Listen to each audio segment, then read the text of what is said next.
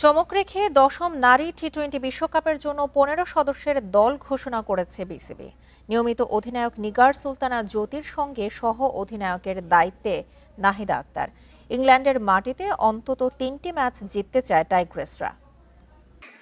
নারী টি-20 বিশ্বকাপ দলে চমক থাকবে এমনটা জানা গিয়েছিল। শারমিনের জায়গায় তাজ নেহারকে নিয়ে সেই চমক নির্বাচকদের। জ্যোতিকে অধিনায়ক করে 15 সদস্যের দল ঘোষণা বিসিবির। অভিজ্ঞ তারুণ্যের সমন্বয় টিম টাইগার্সের স্কোয়াড নির্বাচনে প্রাধান্য পেয়েছে ইংল্যান্ডের কন্ডিশন। ক্যাপ্টেন হচ্ছে নিগার সুলতানা জ্যোতি, ভাইস ক্যাপ্টেন নাহিদা আক্তার, শারমিন আক্তার সুপ্তা, শোভানা মুস্তারি, স্বর্ণা আক্তার।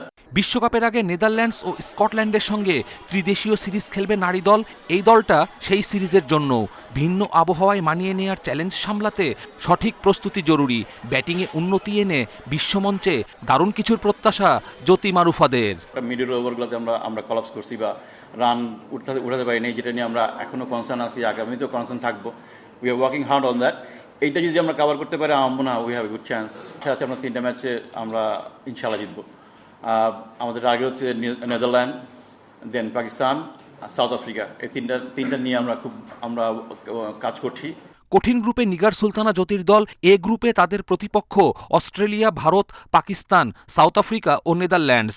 নারী দলের নির্বাচক সালমা খাতুন দলের সামর্থ্যে আত্মবিশ্বাসী। নতুন দায়িত্ব উপভোগ করছেন, পেয়েছেন অভিনন্দন। মেয়েরা খুবই রেসপন্স করেছে আমাকে, যে অনেক ভালো, যে আপু একটা ভালো জায়গায় আসছেন, আমাদের জন্য খুবই ভালো যে একজন ওমেন্স সিলেক্টর পেয়েছি। তো খুব ভালো রেসপন্স পাচ্ছে মেয়েদের, সবাই শুধু ন্যাশনাল টিমের না, এভারেজ যারা ওমেন্স ক্রিকেট খেলছে সবাই খুব করছে।